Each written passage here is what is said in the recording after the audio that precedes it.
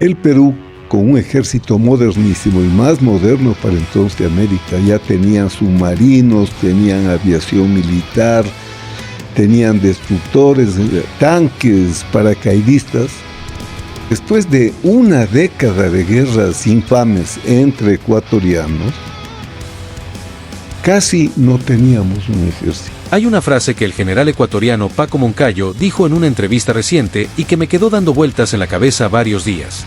Dijo que la generación de ecuatorianos que vivió 1941 fue la generación de la derrota, la generación de la vergüenza.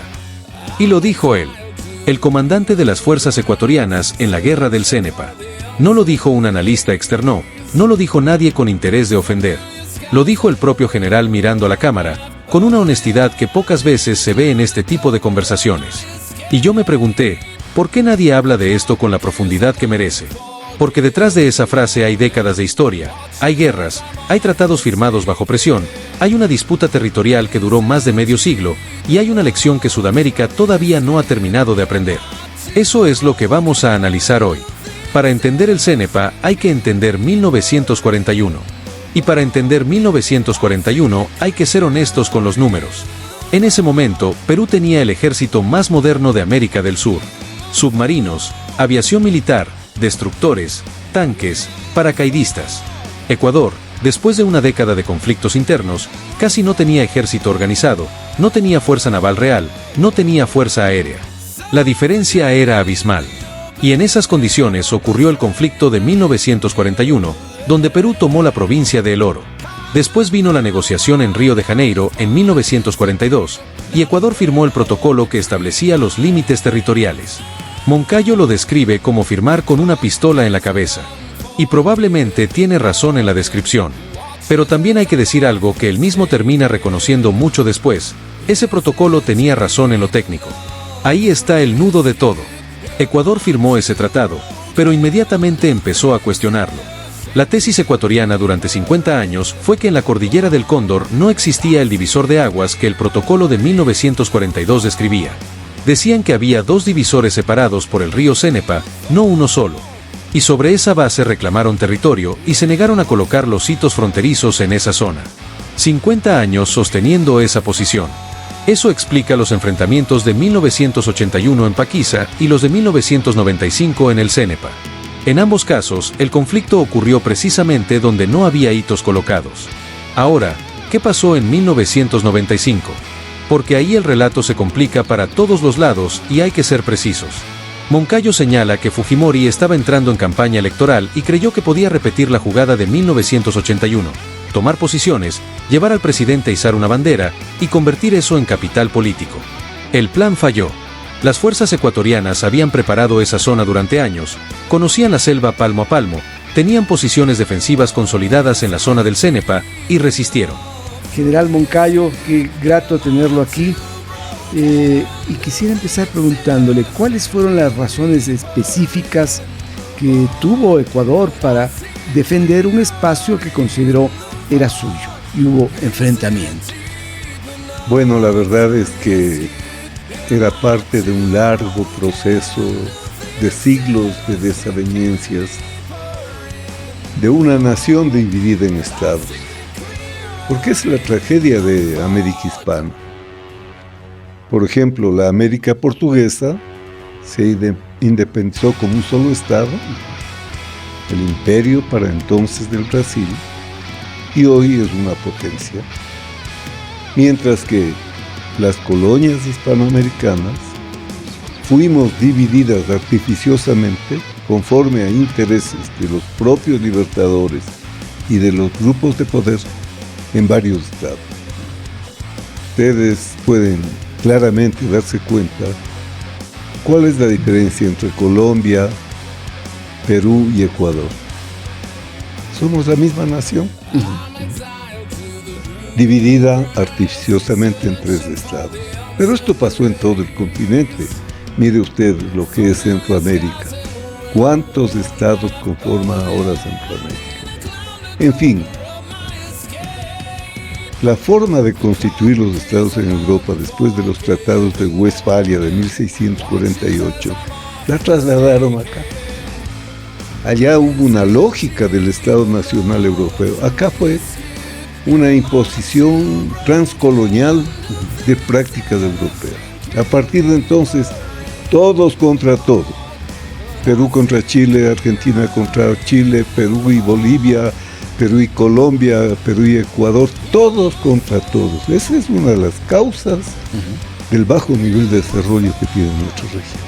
Entonces había una razón histórica profunda, pero también había un incidente específico en particular. Claro. ¿Qué ocurrió?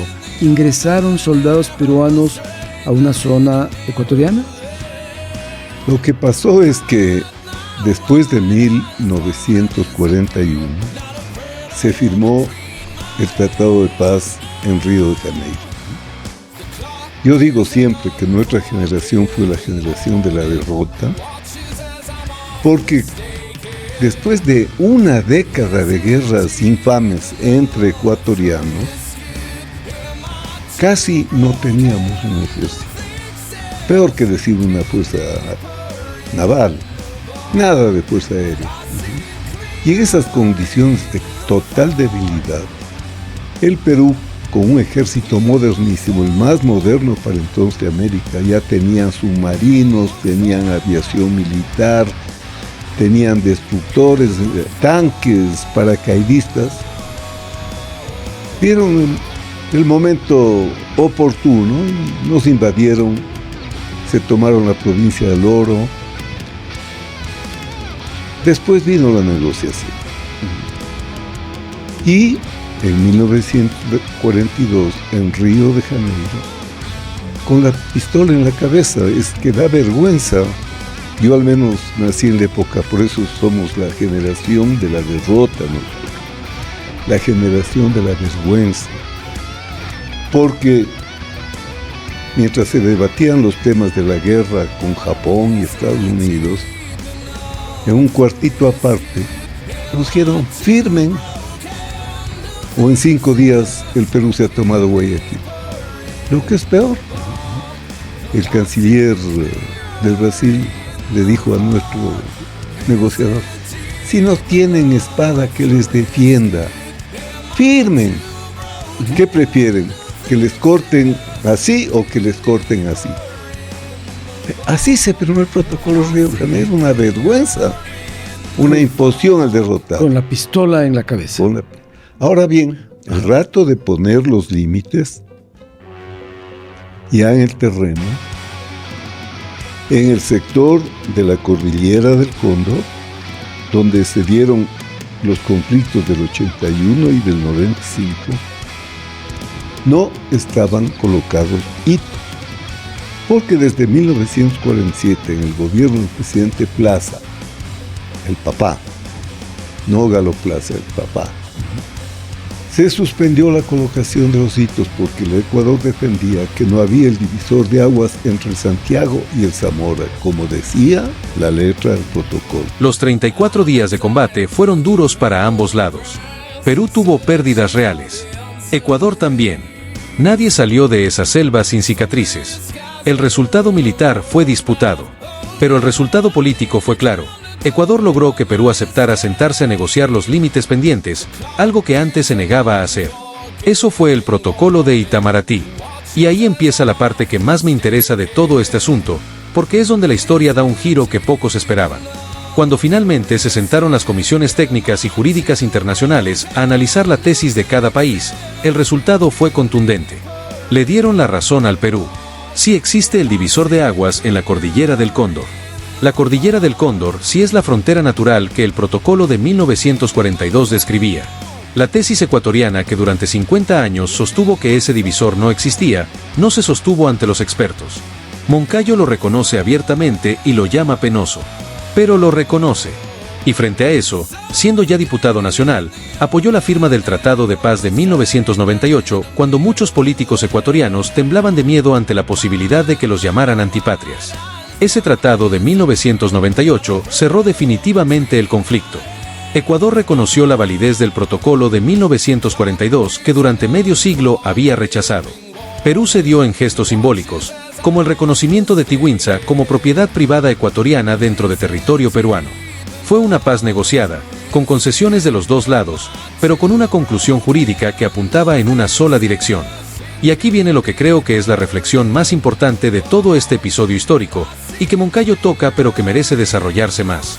Él dice que Colombia, Perú y Ecuador son la misma nación dividida artificialmente en 3 estados. Que la tragedia de Hispanoamérica fue fragmentarse en repúblicas débiles mientras Brasil se mantuvo unido y construyó una potencia. Y compara eso con Europa, donde alemanes y franceses, que se masacraron durante siglos, terminaron construyendo la Unión Europea. ¿Por qué nosotros no? La respuesta que él mismo da es simple: la política. Los intereses de corto plazo de las élites de cada país han sido siempre más fuertes que cualquier proyecto de integración regional. El pacto andino existe en papel, pero en la práctica es un cascarón. Y mientras eso siga así, los países de la región seguirán siendo individualmente débiles frente al resto del mundo. Pero hay algo que va más allá de la geopolítica y que este episodio ilustra perfectamente.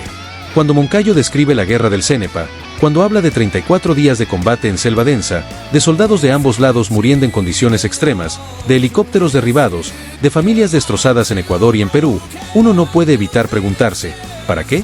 ¿Para que 50 años después una comisión técnica internacional diga que el tratado original tenía razón? ¿Para que el resultado diplomático final confirme lo que ya estaba escrito en 1942? La guerra del Cenepa costó vidas peruanas y ecuatorianas.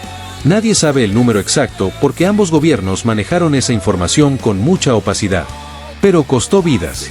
Y el resultado territorial final no fue diferente de lo que hubiera sido si se hubiera sentado a negociar en serio 20 años antes, o 30. Esa es la tragedia real. No quien ganó o perdió en la selva, sino que fue necesario llegar hasta ahí para hacer lo que debió hacerse mucho antes. Moncayo termina diciendo que la paz fue lo mejor que le pudo pasar a Ecuador. Y en eso tiene razón. Pero también es lo mejor que le pudo pasar a Perú, y a la región entera.